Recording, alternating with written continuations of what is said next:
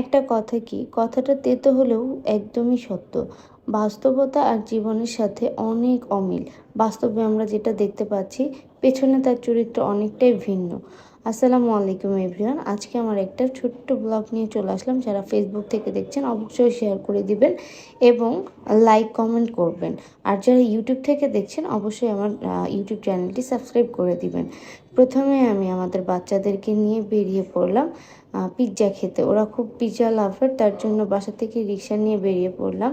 দেখি কোথায় যাওয়া যায়। আমার মনে পড়ে গিয়েছিল আমার একটা পছন্দের জায়গা আছে, সেখানে পিৎজাটাও অসাধারণ খেতে। তার মধ্যে আরেকটা সিক্রেট আছে রেসিপি, সেটা অবশ্যই শেয়ার করব। যারা যারা হচ্ছেন আমার মতো এই পিৎজা খেতে পছন্দ করেন এবং আমার বাচ্চাদের মতো, অবশ্যই কমেন্ট করে জানাবেন। আমরা বেরিয়ে পড়লাম গুলশান 2 জ্যাম, মানে সিগন্যালটা যে পার হতে এত সময় লাগে, ততক্ষণে মনে করেন বোরিং। এই সময় আমরা ব্যাচেলার্স এক্সপ্রেস। এখানে কে কে পিৎজা খেয়েছেন অবশ্যই কমেন্টস করে জানাবেন। আর এখানে পিৎজাটা অনেক মজা, সাথে হচ্ছে buy one get one free. একটা 14 ইঞ্চি পিৎজা অর্ডার করলে আরেকটা 7 বা 9 ইঞ্চি পিৎজা হচ্ছে আপনাকে অফার প্রাইজে দিয়ে দিবে। তো ওরা তো মহা খুশি, 2টা পিৎজা খাবে। একটা পিৎজা 14 ইঞ্চি পিৎজা দেখে ওরা বলছে এটাই শেষ করি, আরেকটা কিভাবে খাবো। তারপরে আমি বললাম যে যেহেতু একটা খাচ্ছে আরেকটা বাসায় গিয়ে নিয়ে যায়, পার্সেল করে খেতে পারবে। তো এখানে খেতে খেতে দেখেন আমার পুচকুর দাঁত নাই, দাঁতের জন্য সে ছিঁড়তেও পারছে না।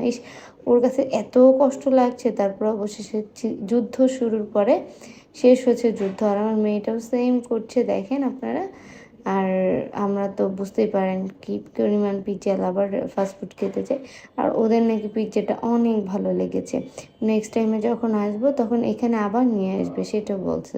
আমি বলছি ঠিক আছে, আমিও টেস্ট করে দেখি না, আসলে অরিজিনালি অনেক মজা।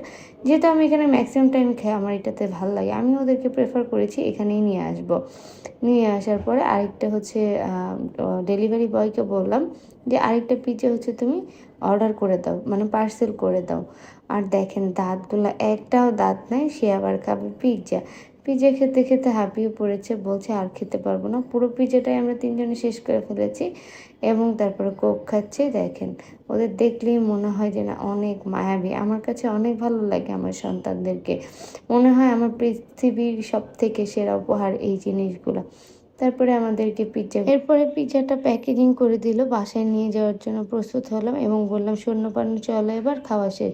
ওরা তো মহা খুশি, পিৎজা কোক খেয়ে। আরও খেয়েছিল প্যান পাস্তা, ওটা আমি উঠাতে পারিনি যেহেতু আমার শরীরটা খুবই খারাপ, আপনারা জানেন, এবং আমার ভয়েস দেখেও বুঝতে পারছেন।